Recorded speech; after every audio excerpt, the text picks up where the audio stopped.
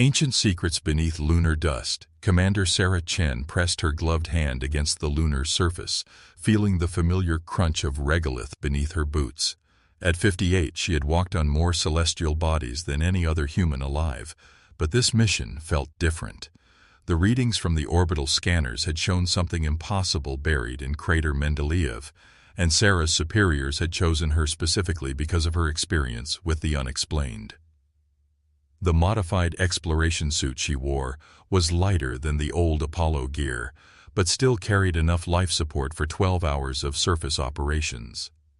Her daughter Emma, now a mission controller back at Houston, had helped design the suit's improved mobility systems. The thought of Emma watching her telemetry data from millions of kilometers away brought a smile to Sarah's weathered face, visible through her helmet's advanced visor. The far side of the moon stretched endlessly around her, a desolate landscape of craters and ridges that never saw Earth's blue glow. The silence was absolute except for her own breathing and the soft hum of her suit's systems. Sarah had always found this silence peaceful rather than lonely. After 3 decades of space missions, she understood that solitude and isolation were different things entirely. Her scanner beeped urgently, drawing her attention to the crater wall ahead. The orbital data had suggested artificial structures, but seeing them with her own eyes made her breath catch. Geometric patterns emerged from the lunar dust, too precise and angular to be natural formations. The structures appeared to be made from some kind of dark metallic material that absorbed her helmet lights rather than reflecting them. Sarah activated her recording equipment and began her approach. The ruins extended deep into the crater wall, forming what appeared to be corridors and chambers carved directly into the lunar rock. As she brushed away centuries of accumulated dust, symbols became visible on the surface of the structures. They were definitely artificial, created by intelligence, but unlike any human writing system she had ever encountered. The first moving light appeared as Sarah was examining a particularly complex symbol that seemed to shift and change as she looked at it. A soft blue glow emerged from deep within the ruins, pulsing gently like a heartbeat. Sarah's training kicked in immediately. She stepped back, hand moving instinctively to the emergency beacon on her belt, but her scientific curiosity overrode her caution. The light moved with purpose, not randomly drifting, but following what appeared to be corridors within the structure.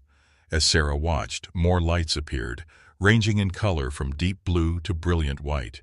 They moved in patterns that suggested communication or coordination, sometimes gathering in groups before dispersing in different directions. Sarah's suit sensors detected no dangerous radiation or chemical emissions from the lights. Whatever they were, they seemed benign, at least for now. She made the decision that would change human history forever and stepped into the ruins. The interior opened into a vast chamber that her helmet lights could not fully illuminate. The walls were covered in more of the shifting symbols, and the floor was made of the same light-absorbing material as the exterior structures. But it was the lights that captured her attention completely. Dozens of them moved throughout the space, and as Sarah entered, they began to converge on her location. The closest light, a brilliant white orb about the size of a basketball, approached to within 3 meters of Sarah and stopped. She could see now that its surface was not uniform, but composed of thousands of tiny crystalline structures that reflected and refracted light in impossible ways. The patterns within the light seemed to respond to her presence, becoming more complex and active. Then it spoke, not with sound, which could not travel in the lunar vacuum, but directly into her mind. The voice was neither male nor female, neither young nor old, but somehow conveyed vast age and patience. "Welcome, young explorer. We have waited long for your kind to find us." Sarah's training and first contact protocols, theoretical though they had been, helped her maintain composure despite the shock. She spoke aloud, hoping the entity could somehow perceive her words. "I am Commander Sarah Chen of the United Earth Space Command. Are you responsible for these structures? We are the Guardians, created by those you might call the architects. These ruins are but one of many caches they left throughout the galaxy, waiting for emerging civilizations to discover them. We have observed your species' progress with great interest. The other lights had formed a loose circle around Sarah and the speaking entity. She realized this was likely the most significant moment in human history, and she was experiencing it alone, millions of kilometers from home. The weight of responsibility felt crushing, but she drew strength from the knowledge that every astronaut carried. They were representatives of all humanity in the vast darkness of space. "How long have you been waiting here?" Sarah asked. "By your measurements, approximately 47,000 Earth years.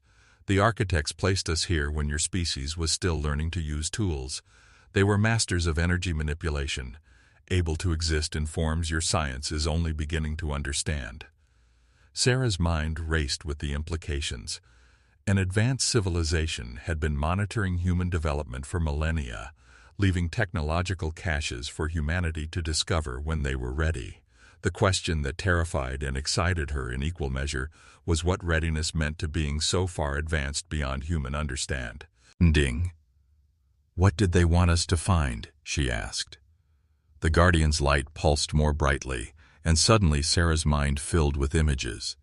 She saw the galaxy as the architects had known it, teeming with life and intelligence. Worlds connected by faster-than-light communication networks, species working together to explore and understand the universe's deepest mysteries. But she also saw darker images, civilizations that had destroyed themselves with their own technology, species that had never learned to move beyond their home worlds before their stars died. "Knowledge," the Guardian replied simply, "but knowledge without wisdom is destruction." The architects learned this truth after watching countless civilizations rise and fall. They decided that advanced technology should only be given to species that had proven their wisdom, their ability to use power responsibly. "And you're here to test us?" Sarah realized. "We are here to offer you a choice. Within these ruins lies technology that would advance your species by thousands of years. Faster than light travel, unlimited clean energy, medical techniques that could eliminate disease and extend life indefinitely. But such power comes with responsibility. Are your people ready for such responsibility?" Sarah thought of Emma, of her 2 grandchildren, who would inherit whatever choice she made here. She thought of the wars still being fought on Earth, the environmental destruction, the inequality that persisted despite humanity's technological advances. But she also thought of the International Space Station, where people from former enemy nations worked together, of the Mars colonies where humans from every continent lived as one people, of the countless acts of heroism and selflessness she had witnessed in her years of service. "I can't make that choice for all humanity," Sarah said finally, "but I can tell you what I've learned in 30 years of exploring space. Humans are flawed, but we learn. We make mistakes, terrible ones sometimes, but we grow from them. We're not perfect, but we try to be better." The Guardian seemed to consider her words. The other lights moved closer, their patterns becoming more complex and animated. Sarah realized she was witnessing some form of collective discussion or decision-making process. "Your answer shows wisdom," the Guardian said at last. "But wisdom must be tested. If you choose to accept the architect's legacy on behalf of your species, you must first prove that humanity is ready. Are you prepared to undergo the trials?" Sarah looked around the chamber, at the alien lights surrounding her, at the ruins of a civilization so advanced they had transcended physical existence. She thought of all the reasons to say no, all the dangers of accepting such responsibility. Then she thought of the alternative, of humanity remaining forever confined to one small corner of the galaxy, never knowing what wonders awaited among the stars. "I'm ready," she said, and felt the weight of 8 billion souls settling on her shoulders. The lights began to move, forming complex geometric patterns around her. The chamber filled with a soft humming that she felt more than heard, a vibration that seemed to resonate in her bones. Sarah stood at the center of it all, a single human being about to determine the fate of her entire species. Humanity's greatest test. The first trial began without warning. Sarah found herself standing not in the lunar ruins, but in a perfect recreation of her childhood home in Vancouver. Every detail was exact, from the faded paint on the kitchen walls to the way sunlight slanted through the living room windows. But something was subtly wrong, and it took her a moment to realize what it was. There were no people. "This is a test of understanding," the Guardian's voice echoed around her, though she could not see the entity itself. "Before your species can inherit the stars, you must understand yourselves. Show us what you have lear. Ned, about the nature of consciousness, of existence itself." Sarah walked through the empty house, memories flooding back. She understood this was not merely nostalgia, but a fundamental question about what made humans human. In the kitchen, she found a photograph of her family that had been taken when she was 10 years old. Her parents, her younger brother, herself, all smiling at the camera, but their faces were blank, featureless. "Memory without understanding is just data storage," Sarah said aloud, beginning to grasp the test's nature. "What makes us human isn't just our experiences, but how we interpret them, how we grow from them, how we use them to connect with others." The house around her shimmered and changed. Now she stood in mission control during her first spacewalk, watching herself as a young astronaut floating outside the International Space Station. But again, the faces of her colleagues were blank. Sarah understood what the test was asking. "We define ourselves not just as individuals, but through our relationships with others. Human consciousness exists in the spaces between minds, in our ability to understand and empathize with perspectives different from our own. That's what makes us capable of growth, of transcending our limitations." The scene shifted again, and Sarah found herself standing on Mars during the colony's darkest hour, when the fusion reactor had failed, and 60 people faced death from exposure and oxygen starvation. She watched herself work alongside engineers from 12 different nations, their cultural differences forgotten in the face of shared crisis. She saw the moment when young Dr. Petrovsky from Russia had the breakthrough that saved them all, inspired by a story Sarah had told about her grandmother's resourcefulness during a flood. "Individual brilliance means nothing without collective wisdom," Sarah continued, now understanding the full scope of what was being tested. "Humans succeed not because we're the smartest or strongest, but because we can share knowledge, build on each other's ideas, and work together toward common goals, even when we disagree about everything else." The simulation ended, and Sarah found herself back in the lunar chamber. The Guardian approached, its light pulsing with what she had learned to interpret as approval. "Your understanding is deeper than many species achieve even after millennia of existence. But understanding is not enough. The second trial will test your species' capacity for moral reasoning when faced with impossible choices." The chamber around Sarah transformed into what appeared to be the bridge of a massive starship. Through the view screen, she could see a solar system with 2 inhabited planets. Both worlds showed signs of advanced civilization, cities visible from space, satellites in orbit, but they were at war. Massive weapons platforms orbited both planets, aimed at each other in a standoff that could destroy both civilizations. "This scenario has played out 17 times in galactic history," the Guardian explained. "Each time an outside force with superior technology could intervene. Sometimes they chose one side.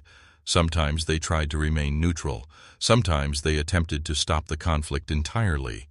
In every case, their intervention led to unforeseen consequences. What would humanity choose?" Sarah studied the tactical displays, seeing the full horror of the situation. Both civilizations had weapons capable of sterilizing their enemy's world, but using them would trigger retaliation that would destroy both planets. Fear and pride had locked them into a scenario where any action might trigger mutual annihilation. "Show me their history," Sarah requested. "I need to understand how they reached this point." The Guardian provided the information directly into her mind. The 2 species had shared their solar system peacefully for thousands of years, trading and exchanging knowledge. But as resources became scarce and populations grew, competition had turned to conflict. Each species believed the other intended to destroy them, and that belief had made destruction inevitable. Sarah considered her options. With the architect's technology, she could disable both weapons systems, forcing peace through superior power. She could choose to support the species that seemed more morally advanced, though both had committed atrocities in the escalating conflict. Or she could do nothing, allowing the consequences of their choices to play out naturally. "The hardest lesson humans have learned," Sarah said finally, "is that we cannot save others from the consequences of their own choices. Not really, not in the long term. Every time we've tried to impose solutions from the outside, we've created new problems, but we can offer alternatives." She manipulated the starship's controls, positioning it between the two worlds, but not threatening either one. "Open communication channels to both planets," she instructed the simulation. What followed was the most difficult negotiation of Sarah's life, made harder by the knowledge that it was a test with no perfect solution. She spoke to the leaders of both worlds, not as a superior being offering salvation, but as a representative of a species that had faced similar choices and learned from them. She shared human history, the wars that had nearly destroyed Earth, the gradual realization that survival required cooperation rather than dominance. Some leaders listened, others rejected her words as weakness or deception, but gradually, voices for peace began to emerge on both worlds. Sarah didn't solve their conflict. That was work they would have to do themselves, but she gave them tools for dialogue and the knowledge that other species had faced similar challenges and survived. The simulation ended with both civilizations still intact. Their weapons stood down, but their problems far from resolved. Sarah had prevented immediate catastrophe while respecting their right to determine their own future. It was imperfect, unsatisfying, but human. "Wisdom beyond your years," the Guardian observed. "The final trial will test not your understanding or your judgment, but your courage. Are you prepared to accept the full responsibility for what comes next?" The chamber filled with light, not from the Guardians but from the walls themselves. Sarah realized the entire structure was activating, systems that had remained dormant for millennia coming online.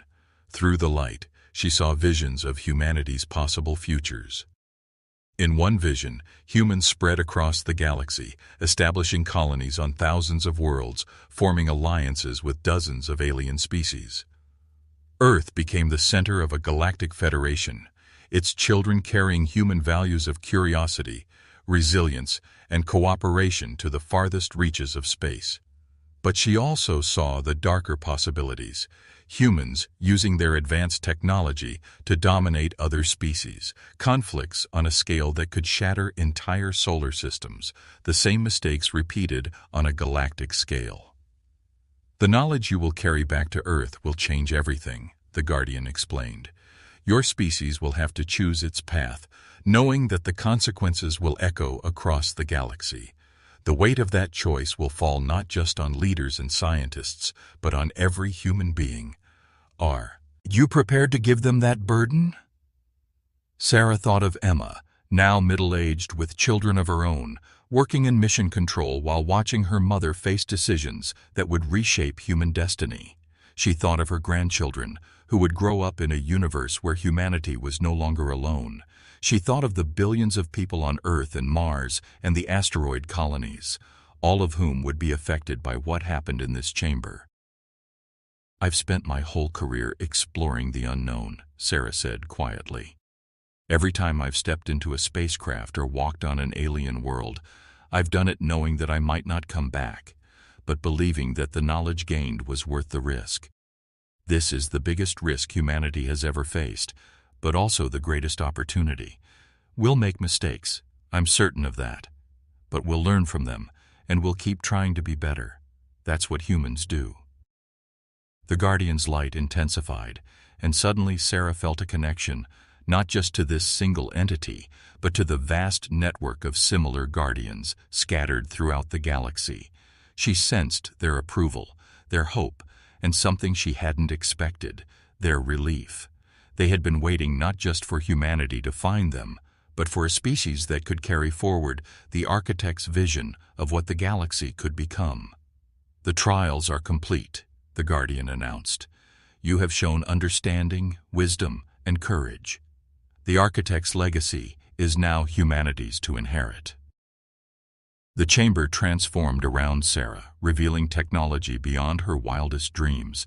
Star charts showing the locations of inhabited worlds, communication devices that could instantly connect civilizations across the galaxy, propulsion systems that could carry ships between stars in days rather than centuries.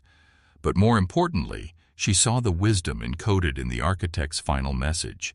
The guidelines for using such power responsibly, lessons learned from the rise and fall of countless civilizations. Sarah began the process of downloading and recording everything she could, knowing that she would soon return to Earth carrying the keys to humanity's future among the stars. As she worked, she felt the weight of responsibility settling on her shoulders, but also a profound sense of hope. Humanity was no longer alone in the universe, and thanks to a choice made in an ancient chamber beneath lunar dust, they never would be again. The Guardians watched as Sarah completed her work. Their long vigil finally ended. They had found the species they had waited 47,000 years to meet. Not perfect, but capable of growth, wisdom, and the courage to reach for the stars while caring for each other along the way.